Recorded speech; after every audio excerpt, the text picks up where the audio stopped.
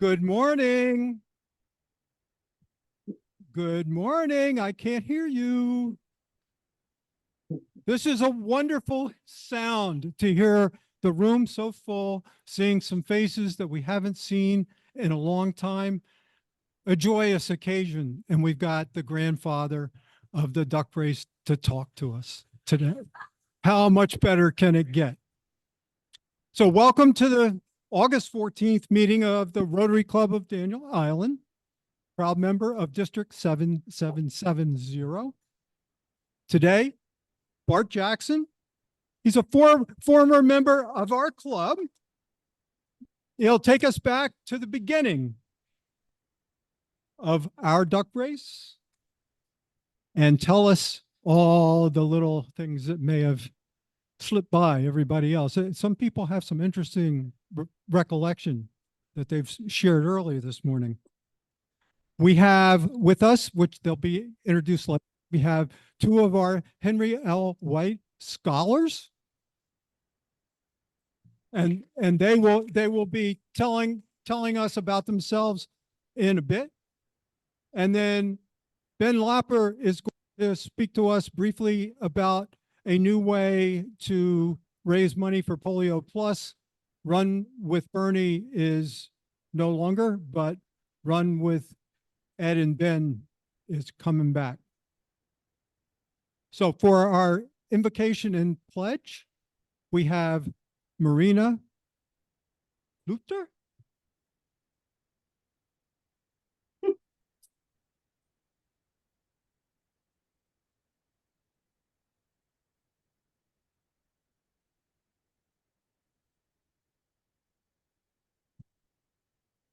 God of rescue and restoration, thank you for your great and beautiful mission in the world. Let us pause for a moment of reflection. As we gather here today, let us be reminded of the values that guides us as Rotarians. Serve above selves, integrity and fellowship. May we be inspired to bring our best selves to these meetings, working together to make a positive impact in our community and beyond. Let us be grateful for the opportunities we have to serve others and mindful of those in needs. May our discussion today will be fruitful, our decision wise, and our hearts open to the needs of others. Amen.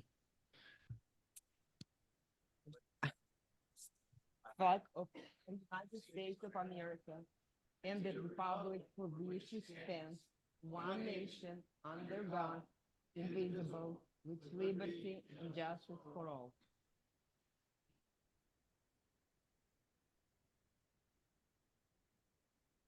Bill Theofold. You'll be up here for a half hour, but our guest for today.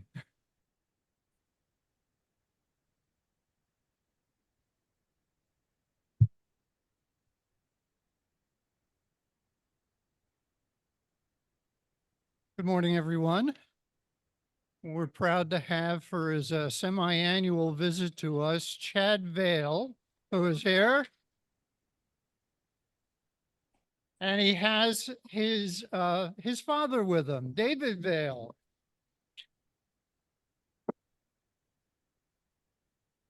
Yeah. Oh, wait. We have Lee Allen is here with us again today. Where are you, Lee? Oh, there he is. And Amanda Wagner, you have a whole bunch of visitors with you today.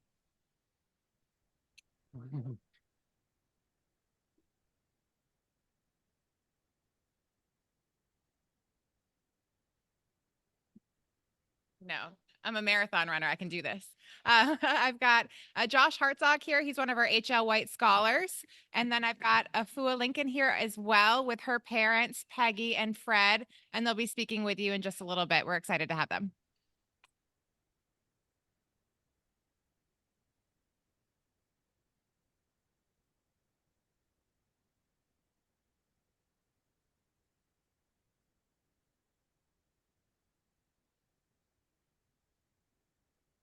Welcome, Brian. Now we're going to make Marina have another trip up here because she's going to tell us her story.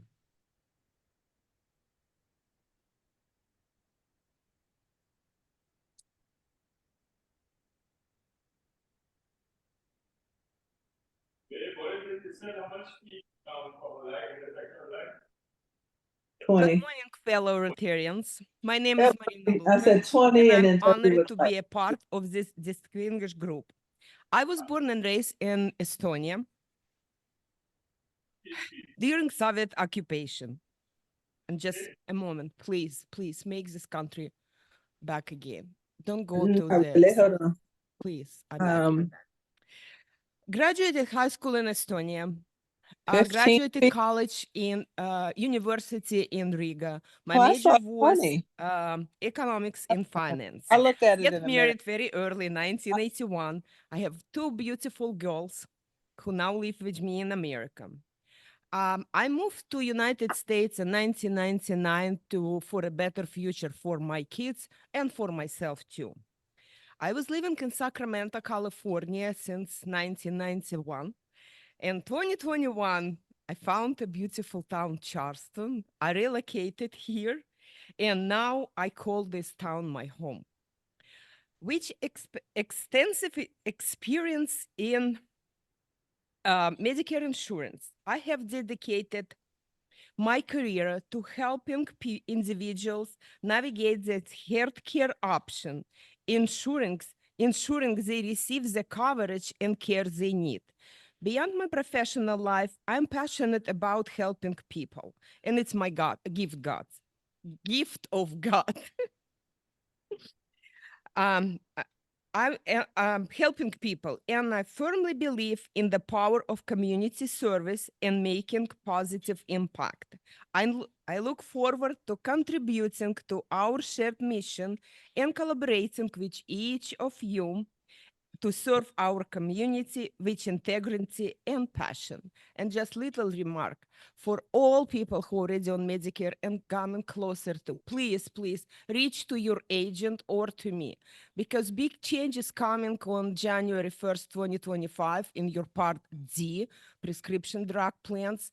CMS quickly did this decision, and it will be a huge confusion.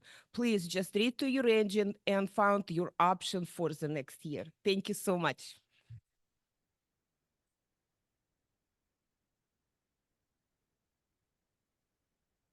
Okay.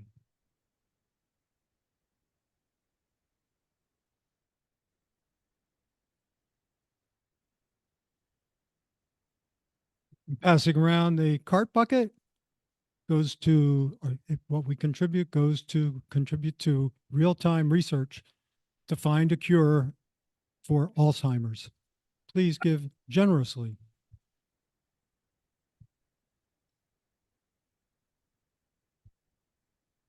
I debated whether to talk about this or not, but one of the reasons that I joined Rotary was I wanted to give back, and I wanted to meet some people.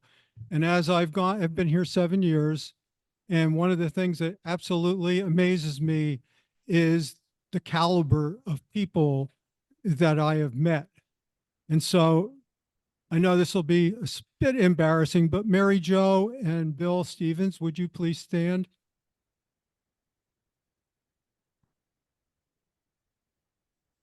I know. It just came from the heart. Recently, we sponsored a young lady who competed in the global scholarship program for Rotary. We've been doing this ever since I joined the club 7 years, and we've had a tough time finding out how we get our candidate to be best prepared to win a scholarship. This year, Bill and Mary Jo went way and above the call to work with Adeline Rios, who was our winner, and she will be here in September to share her journey with us. But these are the people that you think of Rotary and you see people that are just doing service above self. They are over the top. Now let's give them a big round of applause. Thank you, guys. Ben, would you come up and tell us a little bit about the Ben and Ed program?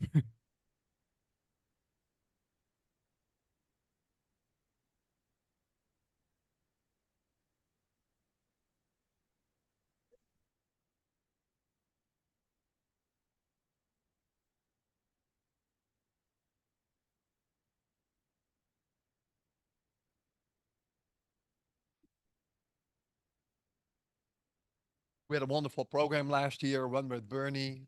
Bernie has moved on, but we keep running, right?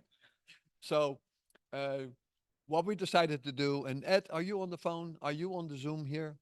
Is Ed Rominger on the phone? Okay. I am. Okay. He's very much taken the initiative in this program, and Ed and I are going to run this program this year, and we're going to call it the Run with Ed and with Ben and Ed. So just to basically recap, polio is a paralyzing and potentially fatal disease, commonly affecting children under 5. We don't talk much about it anymore because it's pretty much been eradicated throughout the world, but mostly, if not entirely, in the United States. But it's one of these diseases that can spread very quickly. And for those old enough in the room here, they remember the days back in the 40s and 50s when many, many people had polio, people inside our families and stuff. So we don't ever want this disease to come back. So we want to stay on top of it. And it's relatively easy to combat if we, again, stay ahead of it. So last year, almost 400,000 children were vaccinated. Since 1979, when polio became Rotary's #1 priority, 1,000 children a day were getting polio. Last year, less than 30 children in the world got polio through Rotary's vaccine funding and support efforts. A small number of vaccine-derived polio cases also occurred. All Rotary Polio Plus donations that we are going to be generating are going to be matched 2-to-1 by the Bill and Melinda Gates Foundation. I guess that foundation keeps going on, even though they're no longer running together, right? Thank you, sir. One more. All right. Last year, we, again, as I mentioned, we supported the district run and Bernie campaign. This year, we don't. This is not a district-wide effort. This is just our effort, but we are committed to it budgetarily. So we're going to owe these numbers to the district and to national because that's where we generate this particular program. So we're leading this. Last year, we generated $4,716. This year, we certainly look to exceed that. In fact, we exceeded our annual polio plus goal, and again, committed to the district by a little over $200. We had 24 active Rotary members here participate in the challenge, and we hope to bring those same 24 people back and then some. We want you all to be active and participate in this program if and when you can. So we're back with Run with Ben and Ed. And of course, this is all Ed's work. He is he's the guru behind this, but you got the message. We're running. So our goal is to help end polio by raising dollars to achieve the club 24-25 polio plus goal of $4,815. And hopefully we'll get a little bit healthier in the process by basically participating in this. How do we do this? Start anytime after today and continue to October 24th, which is National Polio Day. Join our Rotary team by making a pledge or dollar commitment to the attached form. Got a form on your table. And we can also email you one. Again, you don't have to run.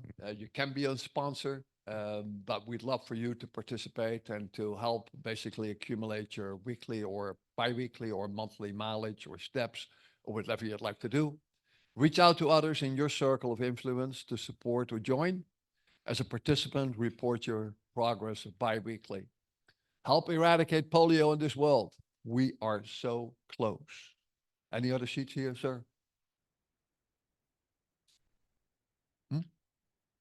Yeah.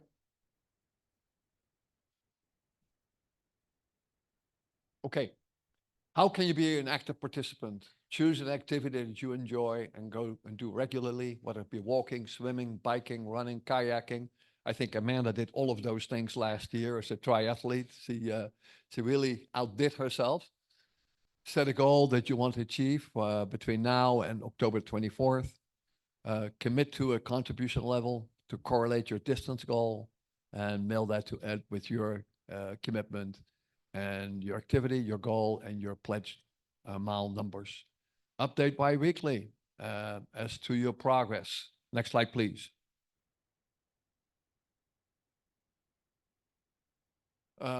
Again, as I just mentioned, commit to it, and we are off and running.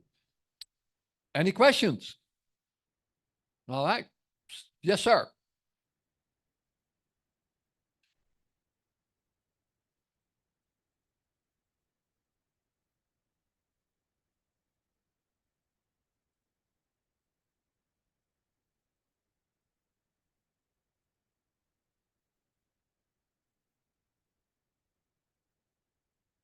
Right.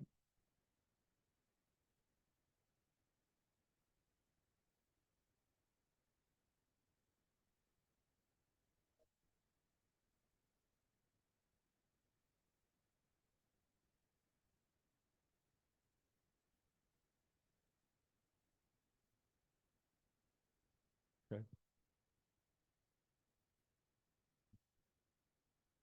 Well, thank you for this relevant information. So I don't know if you all heard this, but the disease is still there. Migrants apparently have brought this back to the United States, and it's found in the water, as you mentioned, in Florida and California. So it's alive and unfortunately well, but we need to kill it off. But with your help, we can. Thank you.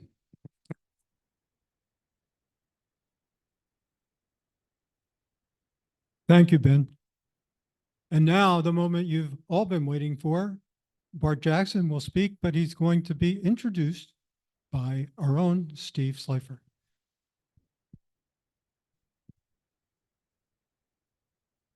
Oh, I'm sorry. Sorry. Getting ahead of myself. I'm so excited. Amanda, please. And the students should come forward too to talk. And we're going to hear from our H.L. White scholars. Thank you, Chip. And I'm excited again to be here with you. We were just talking with some of our scholars about 2 weeks ago, 3 weeks ago now. And I did want to thank all of you, the full membership, for supporting them with school supplies and such. They're headed to school this week, and they couldn't be more grateful for the donations and contributions of our club. So thank you for that. But we have 2 more of our scholars with us today. First, I'd like to introduce Josh Hartzog. Josh is a senior at Clemson University. He is just finishing up his academic career there. He has just a few more months. He'll be done in December. And he wasn't with us earlier this year because he was actually doing an internship in Atlanta. So I'd love for him to just take a minute to tell us what he's been up to. So yeah, first off, I want to just thank y'all for the scholarship. It's helped me graduate in December debt free. So that was huge help. Thank y'all. And then, so what I've been up to is I'm a senior at Clemson studying construction. So over the past 3 summers, I've got to do several internships. First year I was building houses in Seneca. My sophomore year, I got to build a manufacturing center for a company y'all probably know, 3M in Greenville. And it's this past summer, my favorite project, I got to build an apartment complex in Atlanta. So that's what I've been doing for the past 3 months. Looking forward to going back to Clemson. Hopefully the football gets a little bit better, but I just want to thank y'all. Thanks so much, Josh. And our next guest, I'm also incredibly proud of, and I learned a little bit about her story over the past couple of weeks, and I just would be remiss if I didn't also mention her dad, Fred Lincoln, who's in the audience today. And I wanted to mention him because when Fred started school, he was in a all-black school in Hugie, and then moved on to a separate but equal school on Clements Ferry Road, which I think we can say loosely. And now his daughter is pursuing her PhD at Florida International University in chemistry with a specification in forensic science. So just thinking about how far we've progressed, and it seems like forever ago that we were in a place with significant racism and separate opportunities for Black individuals. And now we have Afua here who's excelling. And that's just incredible. So Afua, I'd love for you to talk about your story.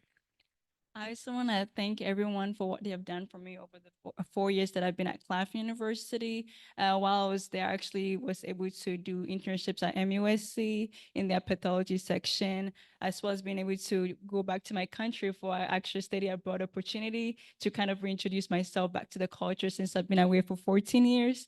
And right now, my acceptance to the PhD program, I'm actually nervous and excited to go to Miami because I'm like getting away from family and friends. And so it'll be a new but incredible opportunity. And I'm always grateful for my parents for sacrificing, their elderly life, not adult lives, to bring me and my siblings here to America to experience the American dream as known by a lot of foreigners. And I just want to thank again for everything I've done for me and also checking up on me constantly. Thank you, Mr. Chip. And I'm really grateful to have this experience yearly. Thank you so much. Thank you, Afua. We wish these guys the best. And although Afua has finished our scholarship program, we'll still be checking up on you and we wish you all the best. Thank you, everyone.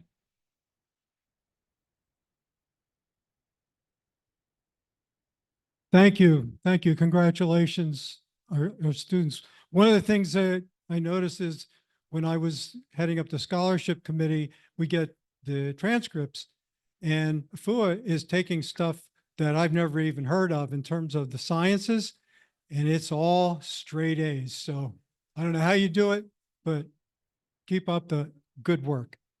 Mary Jo.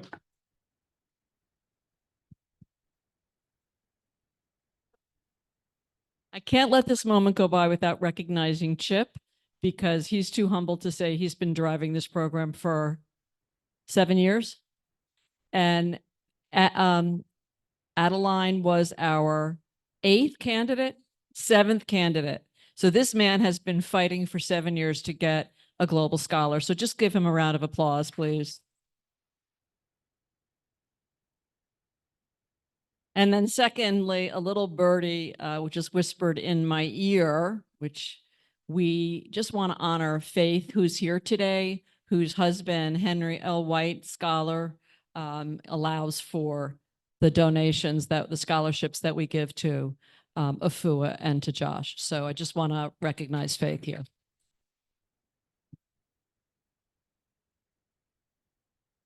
Okay, the tension is building. So at last, Steve Slifer will introduce our guest. Thanks, Chip. I'm not exactly sure why I'm doing this. I think everybody in this room who's been a member of this club for a few years knows Bart. But for those of you who don't, we do have some younger members who haven't met him in the past. I'll give you a 30-second version of the duck race and then Bart will take over. But it was back in 2007, okay? We were both a relatively young club, and we were looking around for some sort of a fundraiser that would make some sense. It could actually raise a few bucks. So Bart comes to one of these meetings and he talks about this stupid idea of having a duck race where you drop these 10,000 ducks off this bridge and then they swim with the tide and the wind and all that down to the finish line down by the old sales office. And I have to say, I thought that was the stupidest idea I'd ever heard. And I'm not sure that I was alone. Nonetheless, Bart sold this thing to the club, and with a tremendous amount of hard work on his part, he pulled it off. And we are obviously grateful. Not every member of this club owes a huge thank you to Bart, as does the Daniel Island community. I mean, he's done something really worthwhile. I guess when Bart was here back a few months ago with the Star Gospel Mission, Dr. Marion Platt, I thought, gee, there's a lot of younger members of this club that don't know the story of the duck race. And it just seemed like it would be a really good idea to get him up to share some of his ideas about what had happened during that period of time. So Bart has obviously agreed to join us this morning. It's a really good story. Just for those of you who don't know anything about Bart, he is a licensed residential real estate appraiser, real estate agent, works for Carolina One. He's been involved in real estate one way or another for the last 30 years. And I didn't know it until recently, but he is the third generation of Jacksons who've been involved in real estate. So pretty cool guy. Ladies and gentlemen, let's give a hearty welcome to Bart Jackson. Up there. All right, here you go, Mom. Thank you, sir. Oh, goodness. I knew he'd be back there chirping, but no, thank you. This is a real honor. This Rotary and especially this club holds a real dear part to me from getting involved and seeing so many friends that I see today. You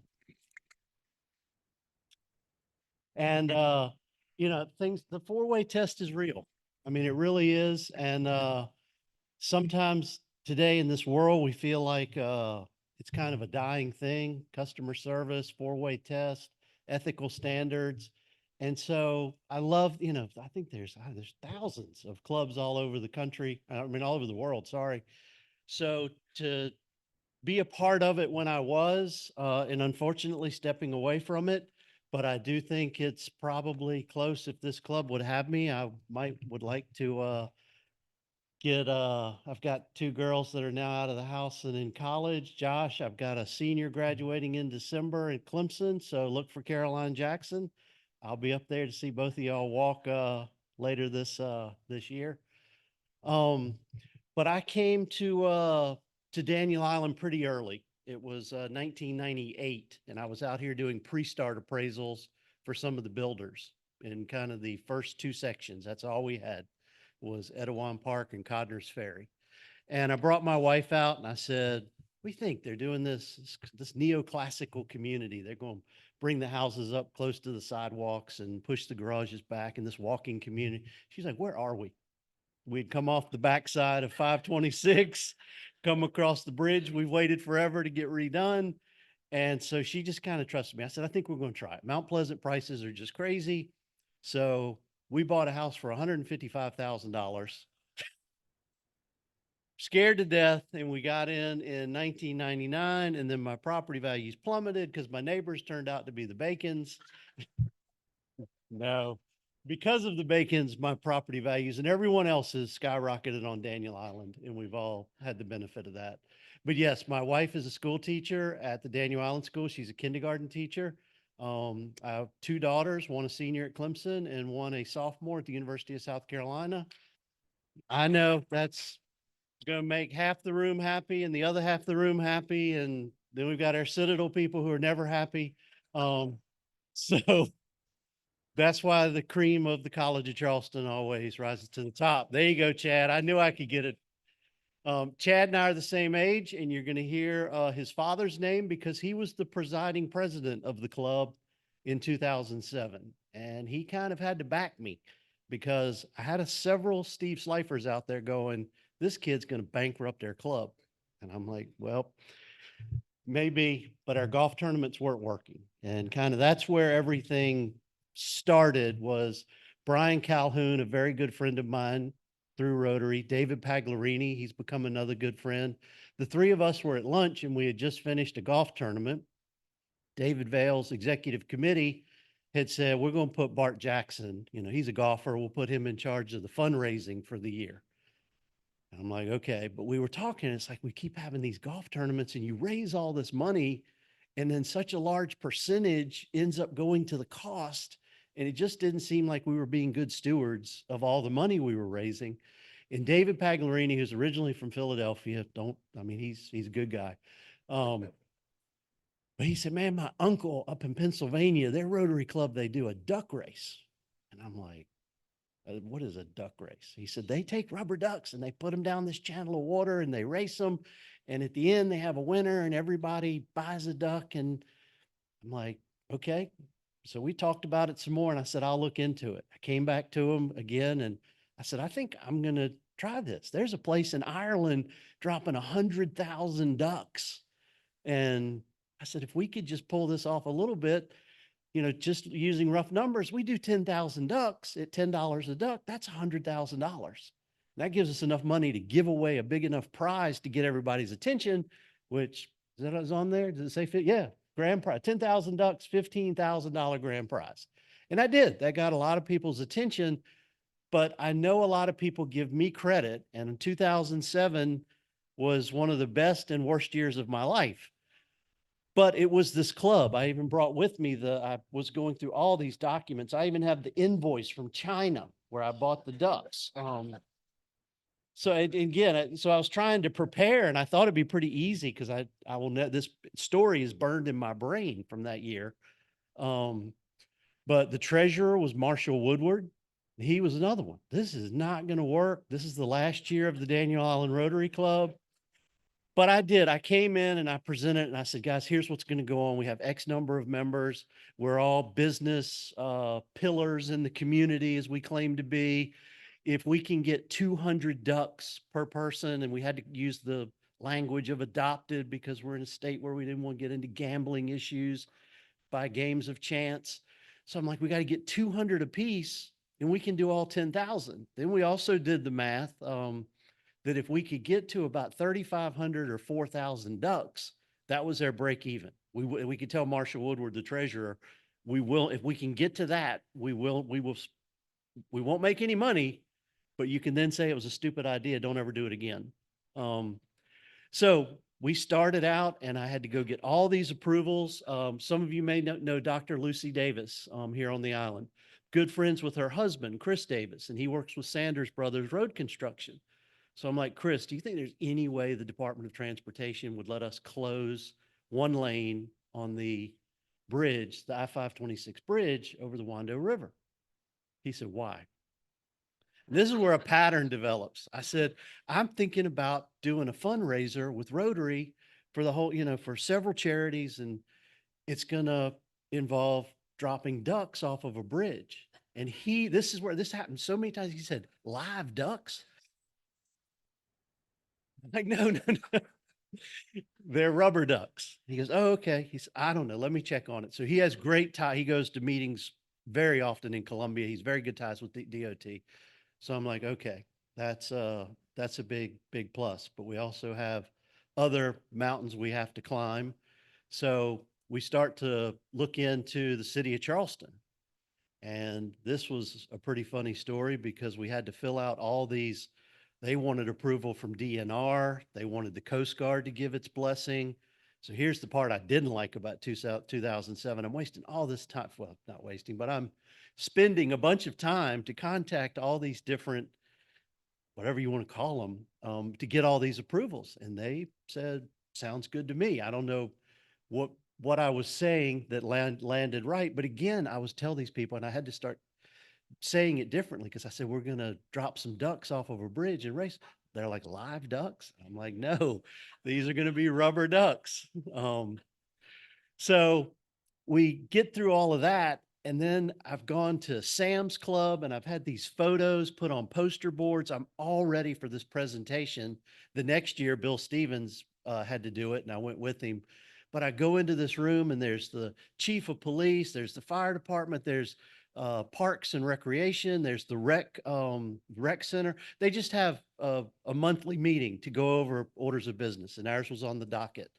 And so I've got this around my neck. I've got all the poster boards, and I go in and I start to discuss it. They've already have some preliminary information about it. And the chief of police goes, hey man, where'd you get that duck whistle? I said, I don't know, the University of Oregon. They're the Oregon Ducks. And I'm enough of a sports fan. I knew that when I was doing this duck race, this might be a cool little item. So I said, I've got some in the trunk. I had a box of them, probably like Bill Stevens does now. He gave me this one this morning. And I go outside, and as I'm going out there, like, hey, can my kids have one? And so I come back in with about a dozen duck whistles, and they're handing them out. They're blowing them. I never even got to give the presentation. Everything was approved from the park, the community dock. And so now we're ready. I'm back at the club going, guys, we've got approval to do this. So we started a lot of planning. And I told them, and this is where it switches from me to this club, 50 members roughly. I said, everybody's got to do this. 1, we've got to get ducks registered. 2, We've got to make sure everybody's on a committee, because if everybody does their assignment, we're not going to have any problems. I can't be on the bridge, in the water, cooking hamburgers. Publix was coming alongside us to do a free community lunch. We paid the cost, Publix cost we paid. But Publix, so I got Mike Kimbrell, who was the manager of Publix at that time, another old name. He's in charge of that, and I've given him a group of Rotarians. Funny little tangent. We had tents put out that day so that they could cook. I don't know how it happened. The tent for where we were cooking the burgers for everybody was in a low spot. And we're going to get to July 14th, which was perfect duck weather, but not perfect Rotary weather. But we give everybody, then we create a duck navy. Got Jerry Bacon out there in a John boat with his official Citadel life jacket. But all these different areas we had to get covered. And then we had registration. And I don't know if y'all remember, anybody remembers Tom Richards? Tom Richards grabbed hold of that. And I don't know what kind of computer software he was running, but he had spreadsheets on several different monitors. And next thing I know, we're going over there every Wednesday after the, I was like, I thought the video had started for a second. I was like, not yet, Evan, not yet. So we get to like 500, we get to 1,000. Anyway, we finally, after several weeks, I'm also every morning, Wednesday morning, I'm having a sheet of how many ducks have been adopted under each person. So all of a sudden people started coming in, and I don't know, Steve might have 0 next to his name. And that prompts me to say, let's step it up here, Steve. You don't have any friends? You didn't have anybody with $10 that won't adopt a duck? Well, we did. We had to, because I'm on the line here. David Vale's on the line. The whole place is waiting for it to not work out. But we get to the break-even point, and that Wednesday morning was a great celebration. It was like everything after this is going to be gravy. We're going to pull this off. And so we don't have any ducks yet. So that was going to be the biggest expense. I knew that 10,000 ducks were probably going to be about $1 a duck. So I called New York and these promotional companies who sell you pins and ducks and frisbees and koozies. And I talked to them, and they're all like, we're going to need $8 a duck. We're going to need, and then we're going to charge you. I'm like, I can't do that. So I find this one lady in New York, and it was like this Southern, she was not, I was the Southern part, but it's this Southern kid in South Carolina talking to this hardcore New York lady in Manhattan. I don't know how we develop a relationship, but we start talking about pizza in New York. So the next week I have a pizza delivered from her favorite pizza place. And then we start talking about pastrami. She thinks I'm the weirdest person in the world because I want a lean pastrami sandwich, and you should have a fatty pastrami sandwich. So anyway, I send her a pastrami sandwich from Cat's Deli. Next thing I know, she's like, all right, she's like, I'm going to help. She put me directly in touch with a manufacturer from China, which I thought was great until I found out there's a difference between Charleston, South Carolina and Beijing, China. So I start this whole new journey. I'm literally getting emails that but it's like, you want duck? And I'm like, oh my God. Because I couldn't take anything back in Chinese. So at least they were making a great effort to communicate with me. Then I get this email. We get down, we paid $9,400 for 10,000 ducks. So we got it to under $1 a duck. And the thing with their ducks that I found out through the process, they're special ducks, meaning they have to be weighted if they're going to float right side up. They also have to be a certain thickness. So when you drop them from several hundred or 100 feet, they don't pop. And so I'm like, okay. So we get this, or I get an email that has this picture of an orange blob. And I type back, I'm with question mark. She said, basically they tried to tell me in Chinese, in their broken English Chinese, that the rubber had been acquisitioned and that we were definitely on the hook for $9,400. Told them they had to be numbered 1 through 10,000. They said, no problem. One thing I didn't talk to them about, they said they would deliver them. I'm like, great, because I can't come get them. They got them to Oakland, California, and I get a call from Oakland, California, your ducks are here. I'm like, well, I need them in Charleston. So I call a friend at Panalpina who's in shipping. He helps me out for like $300. He gets our ducks put on a truck with another bunch of shipments, comes over to Old Dominion, but that was it. He said, I can't get them delivered to Daniel Island. I'm gonna get them to Old Dominion on Clements Ferry Road, and it's up to you. So my father was beautiful through all of this.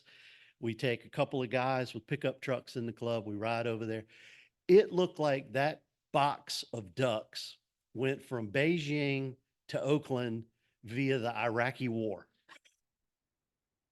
It had been taped, saran wrapped. I don't know what they did to it, but we got it. We broke them down. So that we got them over, and I was very concerned about security. I didn't want anybody to be able to tamper with a duck because we've got a lot of money and we want to have the authenticity that this is a genuine.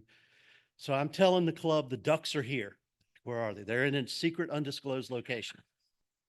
Cannot have anybody tampering with the duck, or, I guess somebody could have gotten one of those ducks and maybe snuck down to the finish line and kind of thrown it in.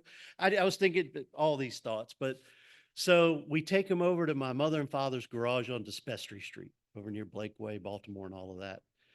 So while we're transporting him over, we realized every one of those ducks were individually wrapped in a saran wrap package. So my father, Marine Corps, he was early morning anyway. He'd get up every morning, have his cup of black coffee and a Salem cigarette, and start unwrapping ducks. He unwrapped 10,000 ducks. At one point, he felt like those were his ducks.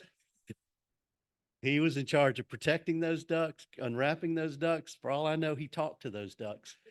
And a quick fast forward to the next year when Bill Stevens took over, and I had passed the baton and was helping him go through the motions.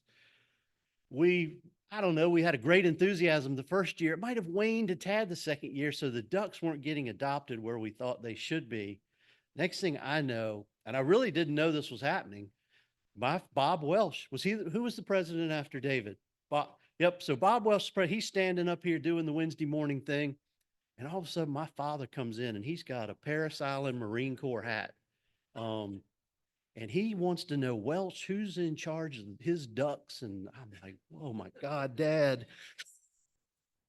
And Welsh immediately points to Bill Stevens. And I mean, my father was, I don't know, he was on him like a drill instructor, just hitting him with, well, how am I? And he made a few comments too that he probably shouldn't have made about how far up his rear end he was going to put his foot and all this. And then he marched out of here and he was gone. I was like, God, okay, guys, we hope Bill get the ducks adopted into the second year, of course, work. But go over some of these notes I made. There were so many notes I had. We had Scarlett Wilson in 2007. She had just been confirmed as the state solicitor, and she's agreed to speak to our club. And I'm like, okay, guys, Rotary Duck meeting next week. Scarlett Wilson's coming. No discussion of buying ducks. We're not going to get this far and go down for gambling violations. So she comes in, she gives her talk about how, she's ready to take care of South Carolina, protect crime and so forth. And at the very end of her talk, and she said, now, who do I talk to about buying some of these ducks? And that was it. Cause then it was like, whew, now I'm not going to jail. Things are getting much better. The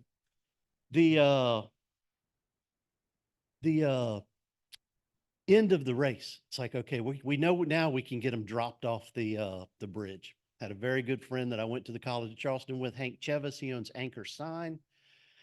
His engineering partner is crazy. And I call him up and I'm like, hey, if I got you permission to dump 10,000 ducks off of a bridge, could you make it happen? And that's why I say he's crazy like that. He's old North Charleston. He's like, yeah. So I tell him the whole thing. I said, I got 10,000. They're over in my father's garage. So he takes a trailer and we go to the next, can you go to the next photo, Evan? So David Jackson at Anchor Sign, he builds that duck dumper. And I'm like, Dave, I just need you to drive. He goes, no. And their art department paints it all. And he drags that thing over through Daniel Island and we dump all the trash cans of ducks into it. So David did a great job, and Hank also providing the boom truck that was going to lift it. So now we dumped 10,000 ducks in the water. I have snuck up there with Chris Davis because he has the ability to do the flashing lights on his truck. And we throw pieces of 2x4 off the side of the bridge to see where they go. And so we finally, when we took some spray paint, tell DOT or don't tell anybody, we spray painted where we wanted, where we needed to drop them off of so that it would go towards the community dock. So we've got all that ready, but it's like, okay, once they get to the community dock, we got 10,000 pieces of rubber. So we get with the Navy, and we're like, we're going to do this line between two boats, and that way y'all can kind of corral them and keep them going in the right direction. No lie, it was an act of God. Where they dropped in the water, they almost went exactly where we needed to go. This was silly for the first year, but I go out and I get pool noodles and rope and duct tape, and we're making this big Y thing that's going to float and it's going to catch the ducks when they come in. And I've got a piece of PVC at the end of it that's just big enough for one duck to fit in. So as they come into the PVC, they have to come in a single file line. So the first one at the end is a $15,000 winner. Next one, second, third. So now I've got this whole dock committee and so they're in charge of that. Gray eyes. Brian, you were down there, I think on the dock. So we've got all these things ready. Then the day of, David's got the David Jackson with anchor sign. He's got the duck dumper pulling it around, but it starts to rain. And we're like, this is when we also figured out that it's a great fundraiser because rain or shine, we've already got the money. Everybody's paid their $10. So big plus there. But at the same time, we're like, daggone it. We've got entertainment. We've got tents. We've got the community wants to come down for a free lunch. Still relatively new Daniel Island in 2017, 15 some years ago. And I don't know, another act of God is what I'll chalk it up to. That rain stopped and it was a pouring rain. You'll see in the video I'm going to show how much time? No, I've got a video that's going to bring all of this together with visuals so you can see exactly what happened that day. Billy Bacon, bless her heart, cut her foot because we also didn't want to let any ducks go. One, we paid for them. So I wanted all 10,000 ducks back. Two, I didn't want anybody griping that y'all polluted the Wando River with rubber ducks or something like that. So everything starts to clear up for a moment. And we're like, we're pouring rain, soaking wet. Kimbrel goes out and starts to get the fire started. We're cooking burgers. People are starting to come from the community and everything heads up on the bridge. All of the cones are out. The guy who had gotten his duck whistle, the chief of police, Lieutenant Searson, was there personally in his Suburban with lights on because he wanted to be a part of this. He goes up there to help with traffic. Chris Davis has a whole crew from Sanders Brothers up there, the barricades and everything. They even put a sign out so people knew it was a duck race coming that weekend. David Jackson, what I don't know, and thank goodness he's crazy, not supposed to put that boom up in any type of lightning type weather. Whenever there's lightning in the air, we don't raise these booms. He could care less. He's got this thing all ready and rigged so the boom truck extends out. They've got his crew's got yellow straps coming up. You can probably, the straps. He's got it all engineered and cantilevered so it's going to work just right. We don't have I looked this up. The first iPhone came out in 2007. So we're still working on these old flip phones and analog things. I'm calling Brian Calhoun down at the dock. I'm up on the bridge. I'm calling it. So I call on the phone, but they start a countdown. We can hear it. I mean, there is a PA system. We hear 10, 9. And he hands me the rope. And I'm like, oh, wow. And we hear 0. And I pull that thing. And dang, if a just waterfall of yellow ducks didn't just drop down into the water. And I'm just looking over there going, this is unbelievable. The rain stopped. And then again, the video, off they go. The number that we ended up doing the first year out of 10,000 ducks, this club, everyone in this club got 9,534 ducks adopted. And it was not me. Yes, I came in and told everybody, we can do this, we can do this, we can do it. But the tally, I mean, people got 100, 200, 300, 400 ducks adopted individually. We had less than 500 ducks that raced for no reason. We raised of that, I'm gonna round it, $95,000 off of 9,500 ducks. We had $12,000 come in from sponsors, so we had $107,000 gross. And then we had 15,000, probably had 20 plus thousand in what we paid out, some expenses. And then that first year was a $10,000 duck expense, but we owned them. They were ours to keep. So it was a very successful year. It was a very hard year. It was a very fun year with people I know, love, and respect, and will have friendships forever that started when I was invited to come into this Rotary Club in 2002, was sponsored, and just met wonderful people. Sorry to say, I'm not a professional speaker like my neighbor, Jerry Bacon, but I've got a video. It should put us out of here right on time, if the maestro can make it happen. And then I'm happy to answer any questions for those who don't have to get right to work. Thank you very much for letting me come.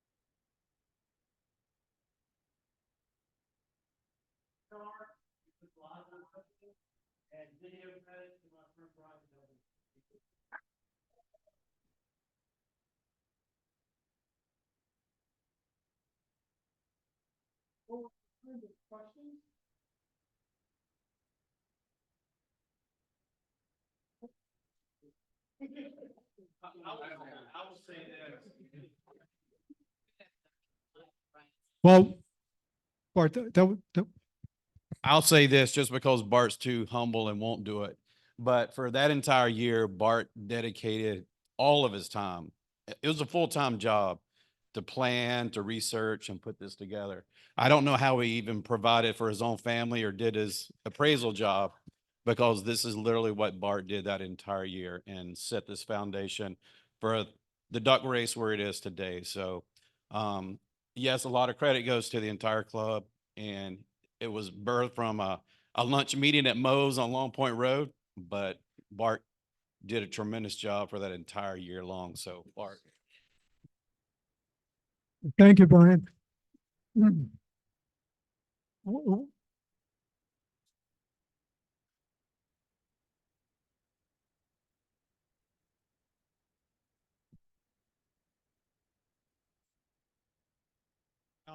Now it's 10. David Vale and Marshall Woodward handled all that other stuff. 115 grand prize versus our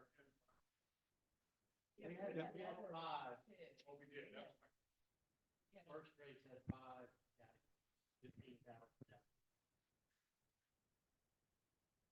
Would all of the former duck chairs please stand? You're and current. These guys deserve an incredible amount of credit. Service above self. How your wives or whatever can can deal with it, I don't know, but Bill.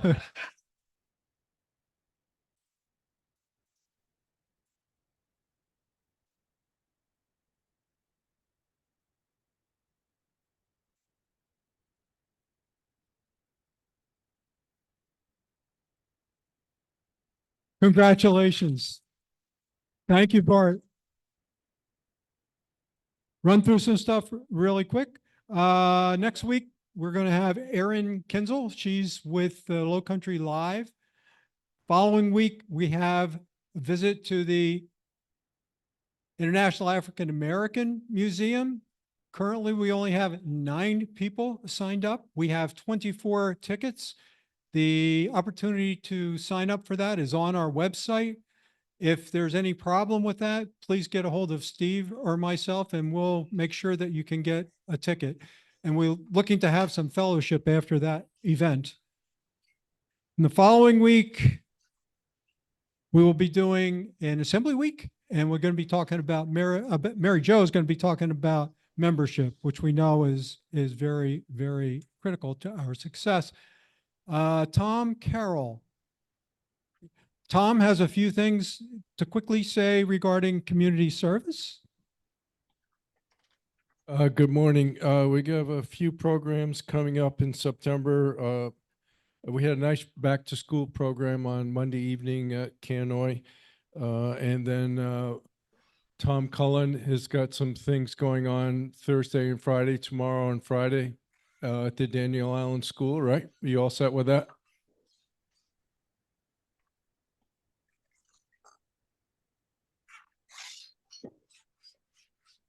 Yeah, if it's something you would like to join in, it is a lot of fun. Please see Tom after breakfast. Okay, September, the focus is on first responders and our vets, our veterans. There's a program that Soldiers Angels does that we've been involved with in the past. It's called Stand Down on September 20th. There's several different elements to it. Homeless vets get the opportunity to get some basic medical attention, opportunity to get haircuts, lots of different support to get a hot meal that day. One of the programs is a boxed meal that they get to take with them, and this is something that Mike Geyer has shepherded in the past and will do again this year. Mike's very involved with Soldiers Angels, and Rotary owns the boxed lunch part that the vets will walk away from. We have a meeting on Wednesday, September 11th, happens to be a Wednesday. We'll be meeting at Blockbod. Our hope is that many of you will be available to stay after the meeting so that we can put these 150 boxes together and they'll be all ready to go. Mike will keep them in storage and then deliver them on stand down on the 20th. So 2 important dates. The 11th, if you're here at the meeting and can spend an extra hour afterwards, we think we could knock this out within an hour. And then also the 20th, if you're interested in helping Mike, speak to Mike about that. He could use a few people if you're available. And then also Heroes Run is scheduled for Saturday, September 14th. Mary Jo has done this in the past and she's got a busy weekend that weekend and not available, and I'm out of town. So we're looking for somebody to head that up. What that means is that we would have a Rotary tent at the run, and we'd be passing out liquid IVs to the runners, which I can get ahead of time for you. But the attempt is to introduce Rotary to the community more and use this as a recruiting opportunity, as well as to pay respect to our heroes on the 14th. So those are the things. Mike, something else?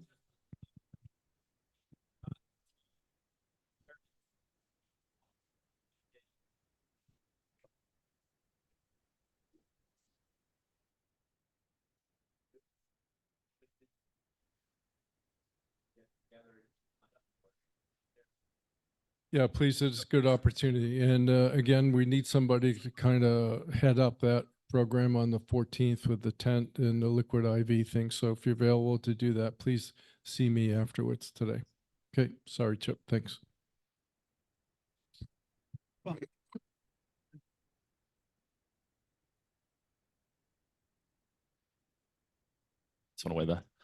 Just really quickly, if you enjoyed the video that Bart had this morning, and thank you so much for being here this morning, Bart and Brian. I'm excited to actually put a face to the name. We chatted on the phone super late a couple of times.